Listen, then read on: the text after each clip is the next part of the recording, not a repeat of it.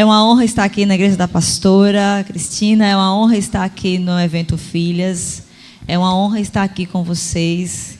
Que Deus nos dê graça para enfrentarmos lugares tão difíceis no dia de hoje. Mas tenho o entendimento de que Deus fez isso, providenciou isso, para preparar a sua noiva para o encontro. Esse encontro que teremos com Cristo não permite que estejamos lá com as nossas vestes enrugadas, sujas, manchadas. Precisamos estar plenamente belas, lindas, sem as manchas do pecado e sem as rugas do choro da dor.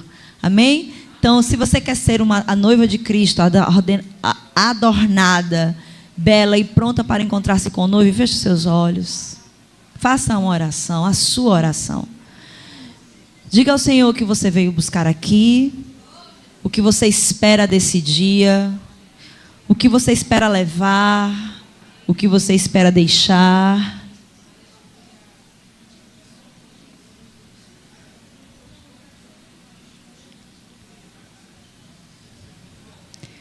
Diga o que você acha que hoje impede que você tenha um relacionamento pleno com Ele. O que falta, o que está sobrando demais.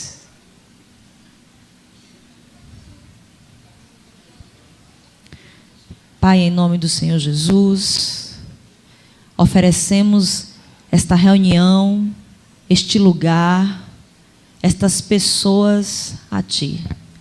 Estamos aqui na disposição de mente e de coração, para que o Espírito Santo de Deus ministre, o Espírito Santo de Deus encontre lugar em mim, o Espírito Santo de Deus alargue o meu interior, o Espírito Santo de Deus mova o que há na profundidade do meu ser, o Espírito Santo de Deus lave. Pai, queremos sair daqui com mudança real. Queremos sair daqui com mudança real. Não queremos apenas ser mexida nas emoções, mas queremos aqui sairmos transformadas em algum lugar. Transforma pelo menos, Senhor, um lugar em cada uma dessas mulheres neste dia, em nome do Senhor Jesus. Amém. Se assente um cadinho. E eu vou alinhar com vocês algumas coisas antes da gente começar. Pode ser? Eu vou pedir... Sandra me deu uma atividade em glória. Se eu descer, vocês se importam? Posso descer, Sandra? Posso? Obrigada. Fico longe demais. Gosto de ficar mais perto. Eu não tomei banho, mas estou cheirosa. Cheirei. Tá. Mas se tiver prejudicando a sua gravação para o YouTube, você vai ter que por conta do lugar, certo. Aí você me fala.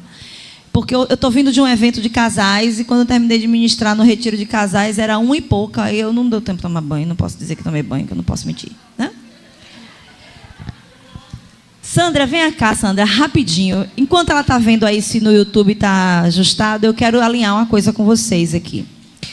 Quando a gente vem para um evento de cura, que o tema hoje é cura, não é isso? Cura do início ao fim. Quando a gente vem para um evento de cura, a gente geramos em nós a expectativa de que alguém traga uma mensagem forte, com uma oração forte, que eu vá na frente, alguém põe a mão na minha cabeça e tudo seja mudado. Não é assim? E aí você quer vir, chorar muito. Deus fala muito com você. Quando você parece que o evento é forte na medida do choro. Se eu chorei muito, o evento é muito forte. Se eu chorei pouco, o evento é pouco forte. E se não chorar nada? E se não chorar nada, o evento não prestou. Tipo assim. E aí eu quero combinar com vocês uma coisa. Eu sou uma pessoa boa, eu não sou uma pessoa ruim. Mas nosso encontro agora, como é o primeiro ou o segundo, não sei, vai ser ensino, beleza? E também para não borrar a maquiagem de vocês. Priscila vai pegar leve, certo? Ela vai ficar suave. Mas é importantíssimo o que ela vai falar. Então você me libera para fazer ensino hoje? Fique à vontade. Obrigada, era por isso que eu lhe chamei.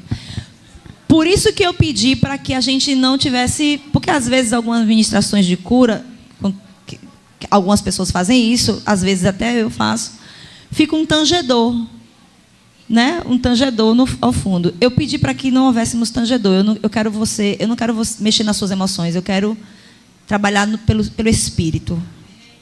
Ok? Estão comigo? Entenderam? Alinhamos esse lugar? Pronto. Beleza. Segundo ponto. Eu disse que Sandra não é minha amiga porque ela quer que eu fale como remover traumas e medos em 40 minutos. Ela não é minha amiga. Ela não é minha amiga, viu? Se ela disser que é minha amiga, não acredite.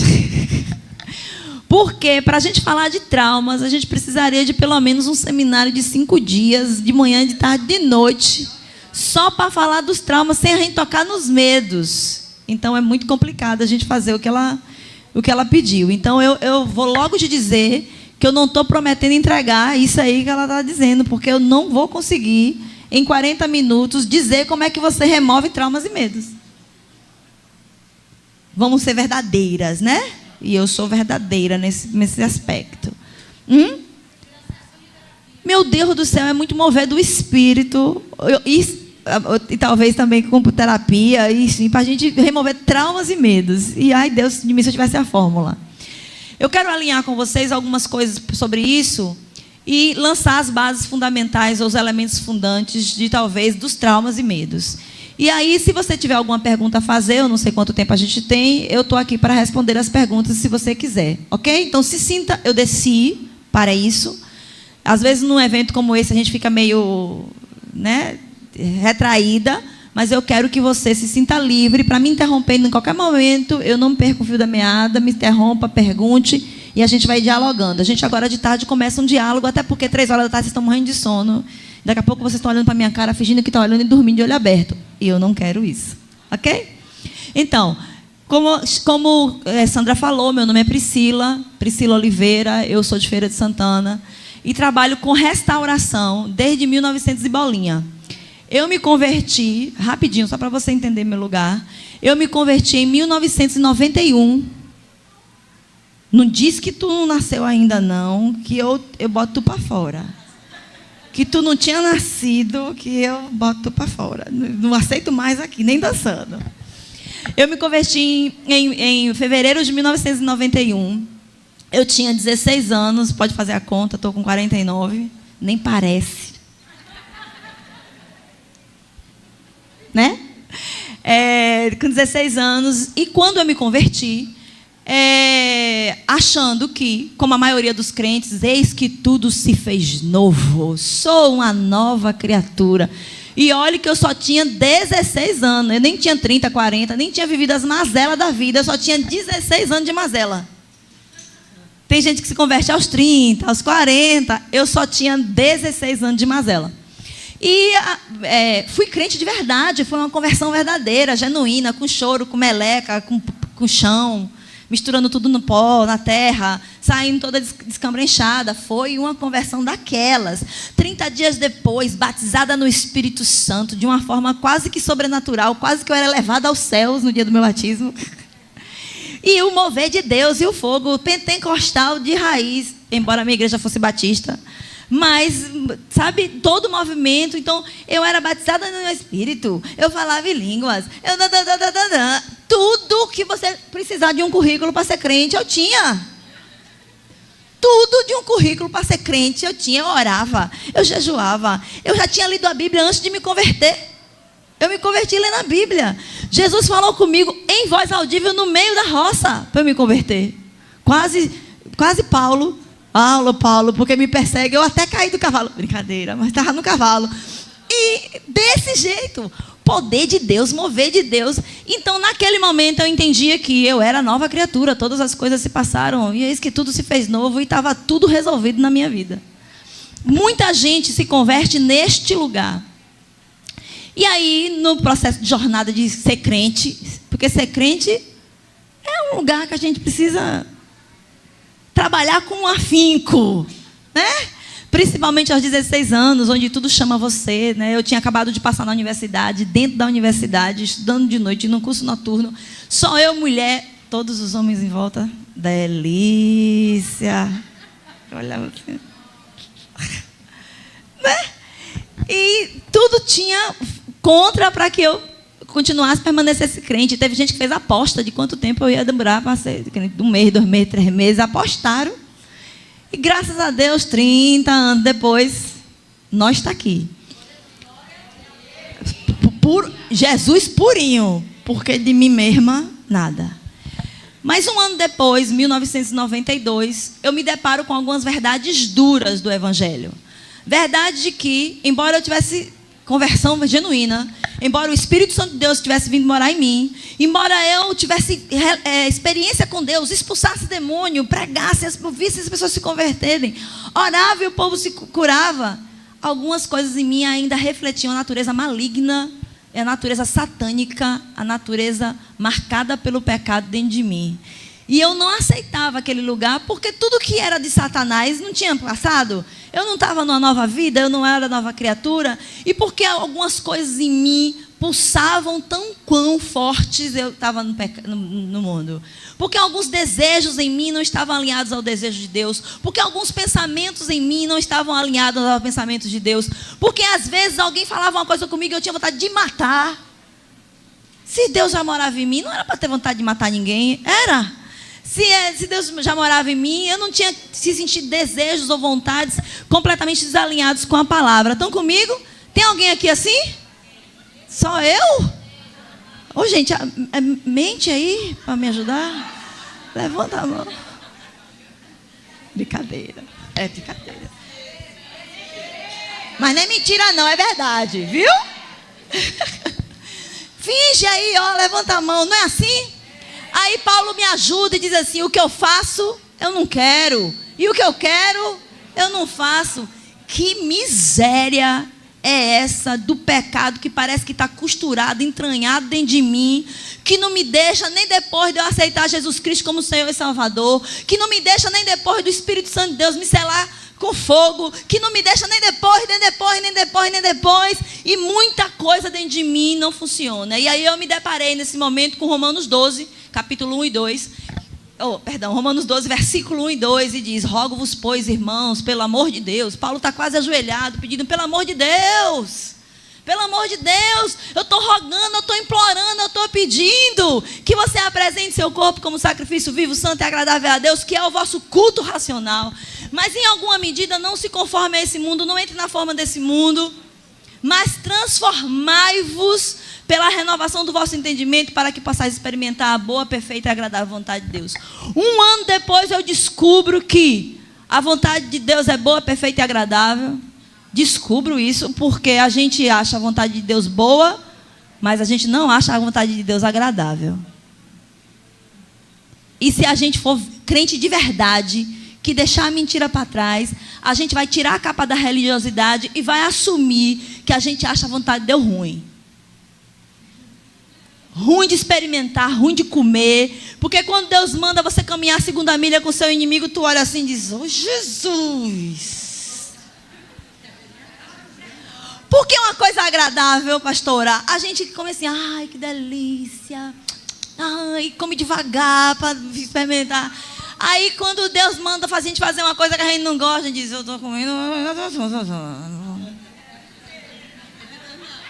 A gente foge, vai para o deserto, corre, e aí depois a gente dá aquele testemunho que eu brinco, a gente dá aquele testemunho: eu fiz de tudo, mas aí Deus me levou para o estreito, Deus botou um câncer, Deus tirou meu marido, e aí quando não tinha mais jeito, aí eu fiz o que Deus queria.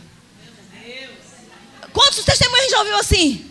Eu já ouvi uma centena de testemunhos assim.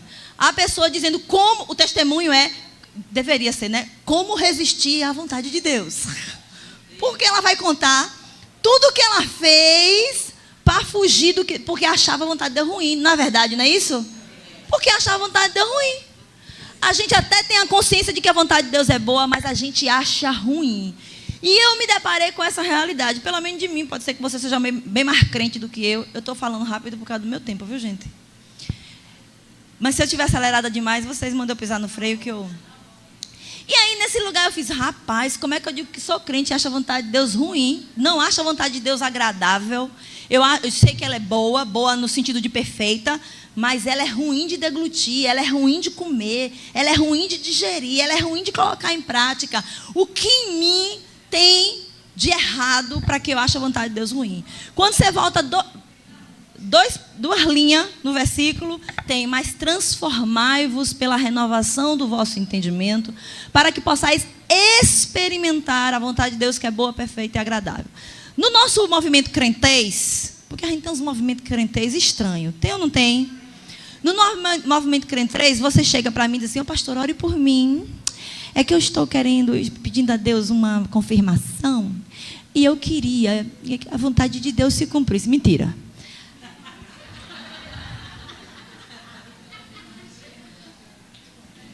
A menos que o povo de Salvador seja mais crente do que o povo de Feira. Oh, meu Deus, está transmitindo pelo YouTube. Oh, Jesus, vou ter que fazer cara agora de verdade. Mentira. A gente quer que Deus queira a nossa vontade e faz tudo para convencer Deus de que a nossa vontade é melhor do que a dele. Às vezes a gente forra essa vontade numa espiritualidade do jejum e da oração. Eu estou jejuando para Deus me dar uma coisa que eu quero. Como é que eu jejuo para Deus me dar uma coisa que eu quero, como se o meu jejum fosse convencer a Deus de que o que eu quero é melhor do que o que Ele quer? Jejum não muda Deus de opinião. Não é por muito jejuar que Deus vai mudar de opinião, bonitinha. Eu posso jejuar igual um faqui, ficar sem comer e sem beber 50 anos, que a vontade de Deus não vai mudar. Acabou. E aí você chega para mim e diz assim: Deus, aí você chega, pastora, por favor, a senhora que tem uma oração forte, e a pastora Estrela aqui tem uma oração que vira o céu de cabeça para baixo.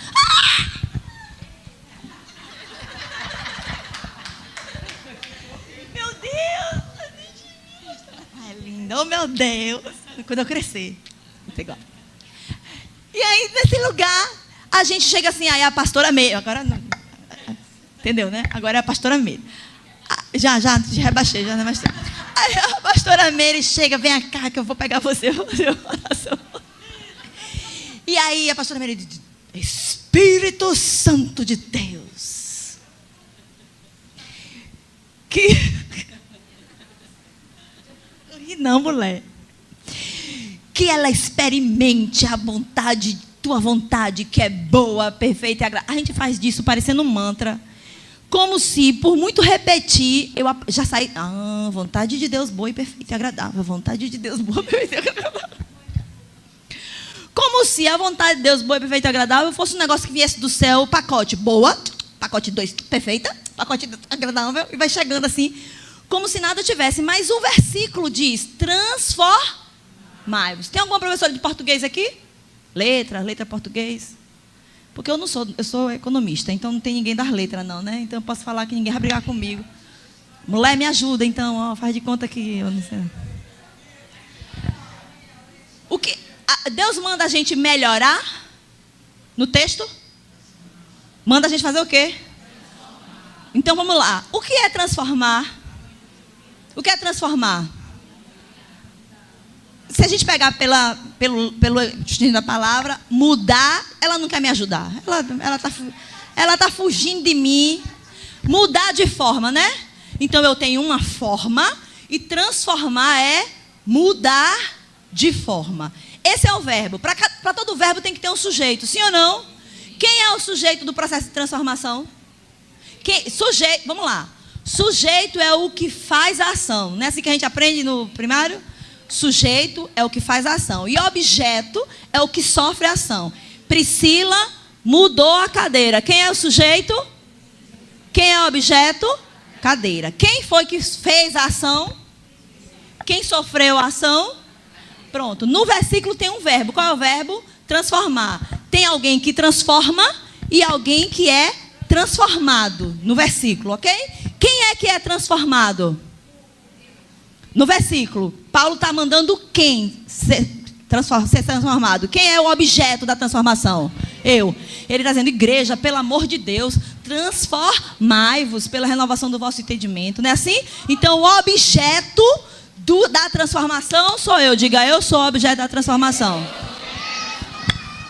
Amém. Agora, quem é o sujeito? Não é Deus. Desculpe.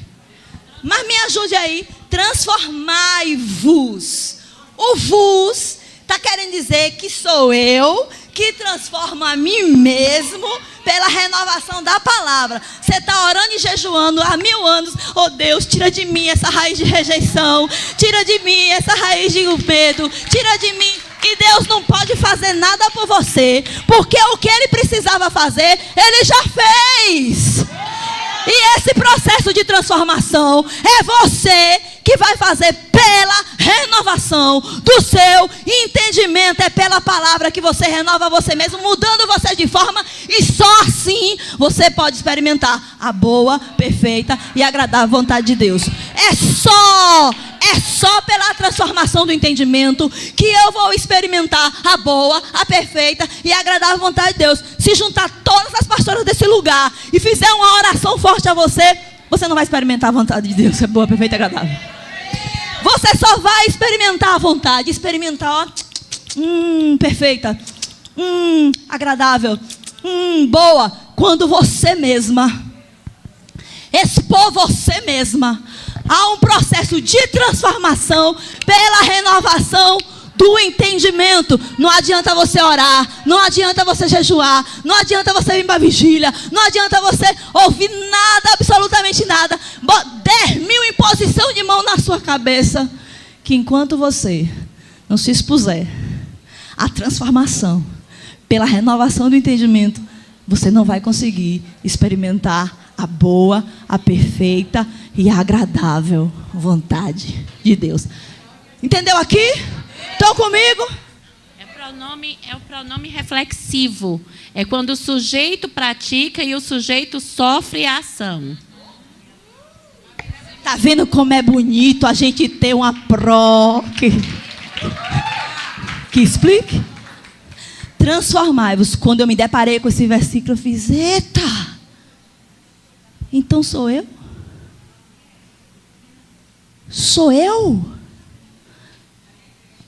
Então agora entendeu que eu estava esperando Deus fazer um negócio em mim? Vi um feixe de luz do céu. Vi um pozinho, um plim, plim, plim. Algo que não me desse trabalho. E aí a gente faz aquela oração, oh Deus.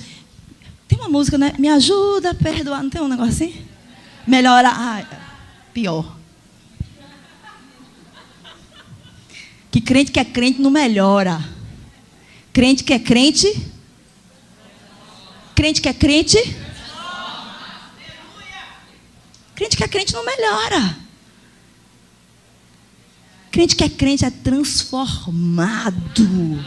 E a Bíblia diz que é transformado de glória. De glória. Ou seja, naquele dia eu entendi que não era um passe de mágica, nem era porque eu tinha arribado a mão, nem era porque o Espírito Santo de Deus tinha vindo habitar só isso, nem era só porque eu tinha recebido o batismo do Espírito Santo. Eu precisava crescer em glória, para de glória em glória ser transformado na imagem daquele que me criou. 1992. Estamos falando dessa chave virada em 1992. Eu estou falando isso porque você vem para cá com o nome filha grande escrito no peito, querendo que haja um lugar mágico. Entenda quando eu digo lugar mágico? Entende? Um lugar sem esforço, um lugar que alguém vai impor a mão sobre você, em que tudo na sua vida mude. Eu sou favorável à imposição de mãos, eu faço imposição de mão, eu dou minha cabeça para todo mundo orar. Mas no processo de restauração, de identidade, não é a imposição de mãos que vai fazer com que você seja transformado. Você precisa de uma renovação de mente. E aí, nesse contexto, eu fui estudar, pesquisar o que era este negócio de renovação de mente.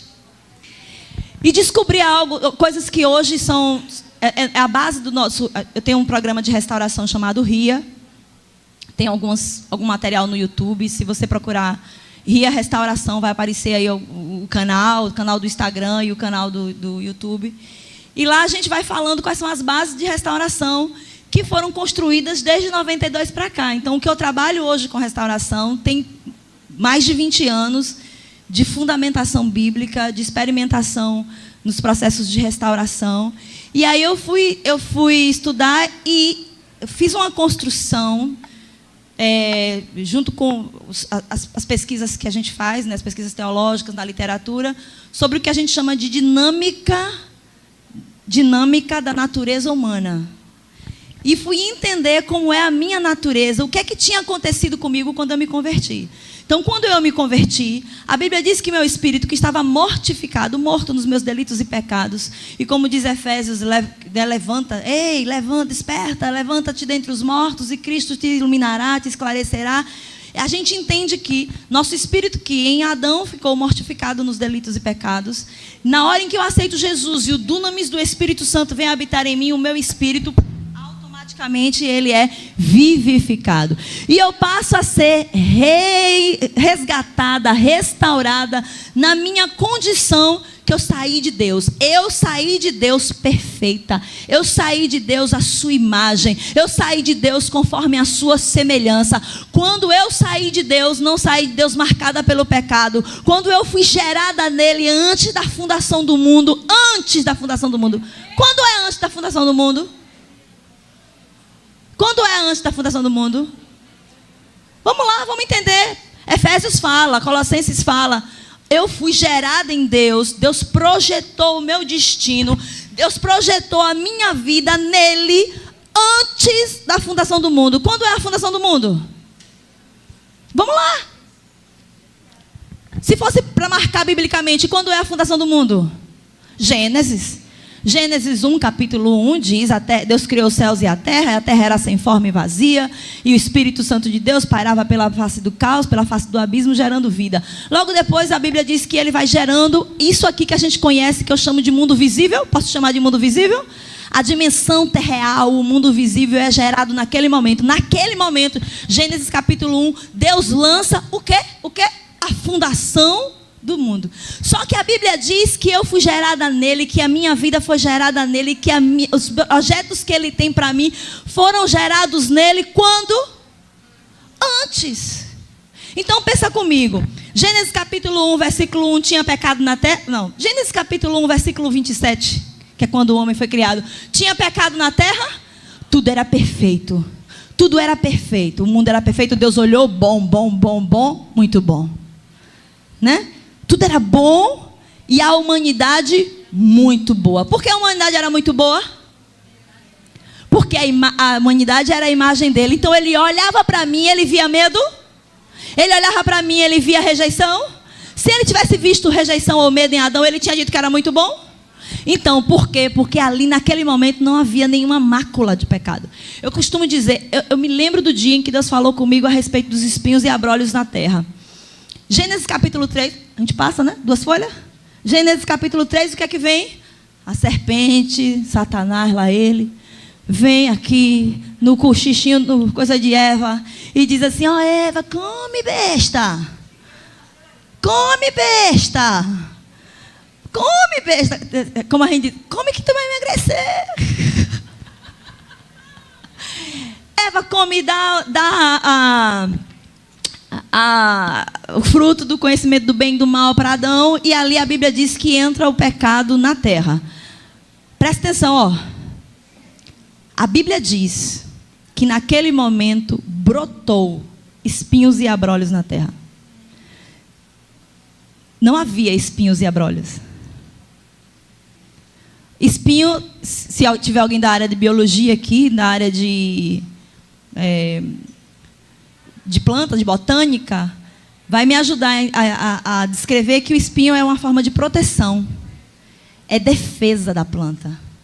Ou é defesa, ou regiões muito áridas, muito secas, a planta ela vai faz espinhos para resistir à adversidade. A Bíblia diz que o espinho e o abrolho brota da terra. Todas as coisas que Deus criou, haja. Na hora que o pecado entra na terra, o espinho brota. Porque tudo que há de ruim em você, não foi Deus que disse haja, brotou a partir do pecado. Tem gente aqui que vai dizer assim: eu sou tímida, eu sou medrosa, eu sou insegura, eu sou ansiosa, eu sou. Vai ter um bocado de pipoco de eu sou, que na verdade é espinhos e abrolhos. Não foi haja de Deus na sua vida. Só que você usa esses espinhos e abrolhos como se tivesse sido um haja de Deus. Deus me fez assim. Mentira.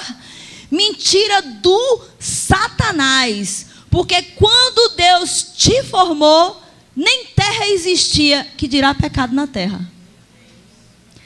Aí a gente tem um ensinamento dentro do RIA, que é eternidade, tempo e verdade e realidade. Para você entender que há uma verdade para você, há uma verdade para mim, e verdade só pode ser em Deus, e se é em Deus tem que ser no céu. E há uma realidade que eu vivo nessa dimensão terrenal. Estão comigo? Entenderam? Realidade, o que eu vivo. Verdade, o que Deus tem para mim. E às vezes a realidade que eu vivo não é a verdade.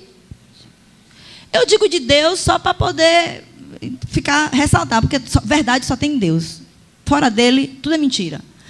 Tudo para além de Deus, tudo fora de Deus é mentira, porque é verdade só nele. Qual é a verdade sobre mim? O que tem de mim no coração de Deus? O que tem de mim no coração de Satanás? O que tem de mim no coração de um marido abusador? O que tem de mim de um chefe perseguidor? Mentira. A verdade sobre mim é somente o que está no coração de Deus. Como Deus me forma antes da fundação do mundo, como Deus gera os projetos para mim, como Deus projeta a minha vida, como Deus projeta os meus dias antes da fundação do mundo, como é que Ele, para me formar, diz assim: Priscila está tão perfeita. Deixa eu colocar aqui uma pitadinha de ansiedade. Pensa comigo, tem ansiedade no céu para Ele me dar? Você tem certeza? E por que você diz eu sou ansiosa se você foi gerada em Deus? Tem medo no céu para Ele te dar? E como é que você diz eu sou medrosa? Estão comigo? Quando Ele me sopra, eu gosto de entender, e eu nem ligo quem não gostar, eu gosto de entender que Deus me soprou na terra, porque eu sou do céu. Eu sou do céu. Eu fui gerada no céu, eu sou espírito. Se eu sou espírito, eu sou de lá, eu não sou daqui. Porque essa natureza não é espiritual, essa natureza é terrenal. Eu sou espírito, se eu sou espírito, eu só posso ser do céu. E a Bíblia diz que como eu sou um ser híbrido, entende que eu sou um ser híbrido? Eu sou espírito, mas possuo um corpo. Meu corpo é da onde? No final das contas, cada um recobra, pede de volta o que deu. A Bíblia diz que quando meus dias aqui acabarem, meu corpo que deu. Tudo que eu tenho aqui foi a terra que deu. E meu espírito? E meu espírito? Qual é o verbo? Voltar. Isso quer dizer o quê? Olha, isso para mim foi uau. Se meu espírito... Estou dizendo que ela não é minha amiga? Não é minha amiga. Sandra Bulhões não é minha amiga, entendeu? Está ali com a plaquinha 10 minutos.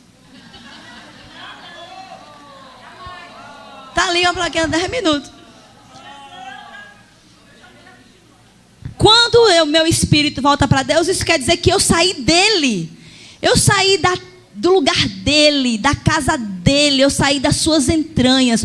Como, tendo saído das entranhas de Deus, eu posso carregar comigo medo, ansiedade, insegurança, perfeccionismo, procrastinação? O que quer que você queira colocar, nada disso estava em Deus. Se nada disso estava em Deus, nada disso Deus colocou em mim. Não faz parte da minha identidade, não faz parte da minha natureza, não faz parte de quem eu sou em Deus, a menos que eu seja gerada no primeiro Adão. Mas se eu fui gerada no último Adão, nada disso faz parte de mim.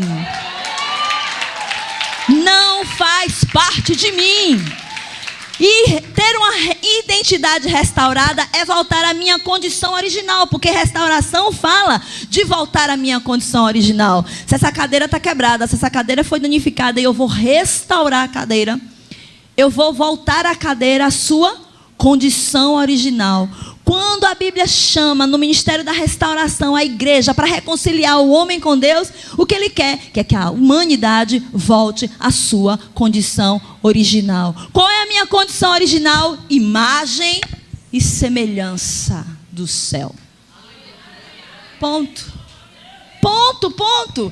Então todo o processo de restauração de alma que vem nesse lugar, tirar a mentira de Satanás dentro de mim e colocar a verdade de Deus dentro de mim. Porque quando a gente diz assim, quando o texto fala que Belzebu é o pai da mentira, pai está falando de paternidade, né? Vocês vão ouvir muita coisa sobre paternidade hoje. A pastora Mary, a pastora Sheila vão falar sobre paternidade. A paternidade, ela fala não apenas de identidade, mas ela fala de natureza. Você tem por pai o diabo, você tem uma natureza. Você tem por pai a Yeshua, eu vou dizer assim, o céu, eu tenho uma outra natureza. Quando Jesus, no diálogo, identifica Belzebu como pai, e ele diz, ele é o pai da mentira, a gente, no nosso crentez, acha que mentira é aquela coisa de proferir mentira. Entende? Estou saindo de casa agora e digo, já estou no caminho. Né? Tipo assim, entenderam? Proferir. Mas paternidade ali fala mais do que proferir mentira. Fala de gerar, ser gerado em uma mentira. Satanás não tem condição de gerar absolutamente nada, porque ele não tem poder gerador, nem poder criador. Esse poder é somente do céu. Mas o que é que ele faz? Ele coloca em mim mentiras para que eu acredite que eu sou o que eu não sou. Para que ele acredite que eu não chego onde eu devo chegar. Para que eu acredite que eu não posso o que a Bíblia diz que eu posso. E essas mentiras vão entrando dentro de mim depois que eu fui soprada do céu. Só pode ser depois que eu fui soprada do céu. Estão comigo? Fui soprada em perfeição, fui soprada à imagem do Deus vivo. E na hora que eu sou introduzida na terra... Quando é que você é introduzida na terra? Quando é que você é introduzida na terra? Nascimento? Eu sou introduzida na terra no momento em que o espermatozoide da minha mãe fecunda o óvulo do meu pai. Ali já tem todo o meu código genético, já tem a vida. Eu já estou soprada ali. Por que eu estou falando isso, pastora? Porque tem muitos traumas e feridas que vêm do ventre e não do nascimento. Quando a gente estuda as 7 fases da bênção, eu estudo as 7 fases da bênção e da maldição. Porque a maldição, dentro do RIA, a gente trabalha a maldição como negar a verdade de Deus. O que é maldição? É maldito. O que é bênção é bem dizer. Então, quando a minha fala está em alinhamento com o que Deus diz, eu estou abençoando. Quando a minha fala confirma o que Satanás diz, eu estou amaldiçoando. A gente trabalha as 7 fases da bênção e da maldição, né? As 7 fases da bênção, que são os períodos em que a gente precisa confirmar a identidade e destino na vida de uma pessoa. Então, uma delas é a concepção. Por isso que eu trouxe. A outra fase é a gestação. A outra fase é o parto. Depois a infância, a adolescência, a idade adulta e a velhice. Então a gente tem 7 fases da bênção. Em cada fase, porque é muita coisa, Sandra. Eu vou te...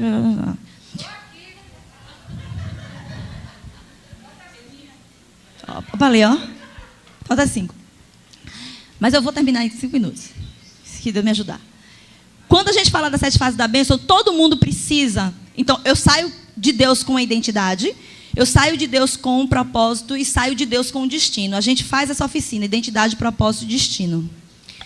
Se eu sei quem eu sou, eu sei onde chegar. E quando o diabo quer comprometer meu destino, ele só marca a minha identidade. Ele marca a minha identidade e compromete o meu destino. Porque o meu destino está vinculado sobre quem eu sou. O propósito é o percurso que eu faço entre a chegada, entre a saída e a chegada. Porque o propósito é minha missão. Então, para toda identidade tem uma missão. E para toda identidade e missão tem um destino. Se eu sei quem eu sou, eu sei o que eu vim fazer. Quando eu fizer o que eu vim fazer, eu chego onde eu tenho que chegar. Tem muita gente que é crente, que está perdido no destino, que não sabe o que fazer no propósito, porque não sabe quem é. A gente tem uma oficina no RIA só para isso. Identidade, propósito e destino. Aí ela quer que eu fale disso em 40 minutos.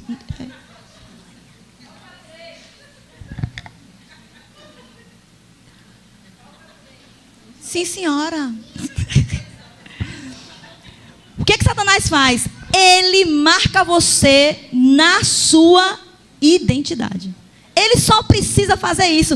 Ele não precisa se preocupar com o teu propósito. Ele não precisa se preocupar com o teu destino. Marcou a identidade, lascou-se, como diz aí na Bahia. Ô, pastora. Não, pastora.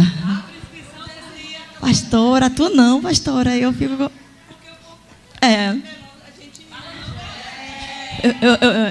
Eu falo.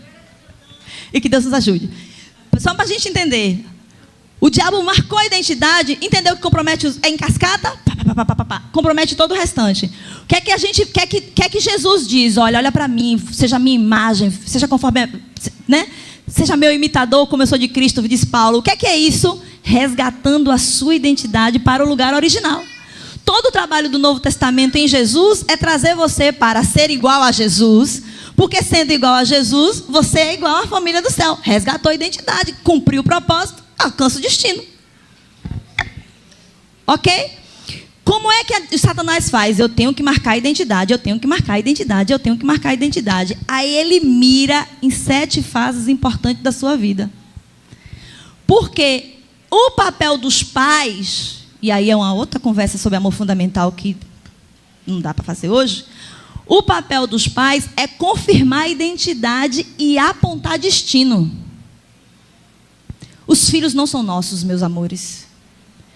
Os filhos são de Deus, a gente precisa entender isso. Se os filhos são de Deus e eu só sou mordomo, a identidade é a identidade do céu neles, não a minha. O propósito para eles é o propósito do céu, não meu. E o destino é o que o céu soprou, não meu. Porque a Bíblia diz que quando a palavra é soprada, ela volta para o Senhor. E não volta vazia, mas ela volta cumprindo o propósito para o qual foi enviada. Eu preciso ser soprada, eu fui soprada por Deus. E eu preciso voltar, retornar, cumprindo o propósito para o qual eu fui enviada. E isso está de acordo com a minha identidade nele. Restaurando minha identidade nele, eu conseguirei cumprir meu propósito e alcançar meu destino. Qual é o meu destino? Voltar para Deus com o propósito cumprido. Estão comigo? Satanás mira você e diz assim, deixa eu ver, eu vou marcar essa mulher nas fases importantes dela, negando a ela a confirmação de identidade. Todo mundo que vem ao mundo precisa de 2 coisas, ser amado, se sentir amado e se sentir aceito. No frigir dos ovos, a gente pode passar 2 dias aqui, mas o que todo mundo quer é ser amado e ser aceito. Para ser aceito, a gente corta o cabelo, a gente bota a unha grande, a gente bota a boca, a gente bota cabelo, a gente bota a bunda, a gente bota peito. Para ser aceito, a gente veste rosa com vermelho, que até hoje eu não entendo como é que veste rosa com vermelho. Estou acabando. Para ser aceito, a gente diz sim o tempo inteiro. Para ser aceito, a gente se submete. Para ser aceito, a gente apanha. Para ser aceito, a gente dá dinheiro. Para se sentir amado e ser aceito, a gente faz um bocado de coisa. Se for para contar aqui as misérias, a gente passa 2 dias só contando miséria do que a gente faz para se sentir amado e ser aceito. E o diabo, sabendo disso, ele vai confirmando, ele vai marcando você nessas fases. Ele marca aceitação e amor na concepção, marca aceitação e amor na gestação, marca aceitação e amor no parto, marca aceitação e amor na infância, marca aceitação, negando a você a verdade do céu, que é você amado e aceita, ponto. Só que eu sei disso com a mente, todo mundo sabe disso. Deus disse que quem ama todo mundo sabe que Deus ama, mas não sente. A gente sabe, mas não sente, porque entre o saber e o sentir tem uma coisa chamada ferida. Entre o saber e o sentir tem uma coisa chamada trauma. Entre o saber e o sentir tem uma coisa chamada rejeição. E está o pastor se acabando de pregar, Deus te ama, e tu, Deus me ama. Quando sai dali, Deus me ama. Deus morreu por você, mas Ele não faz o que eu quero. Porque entre o saber e o sentir, a ferida faz com que a mentira seja colocada dentro de você. Então, para responder a pergunta e finalizar,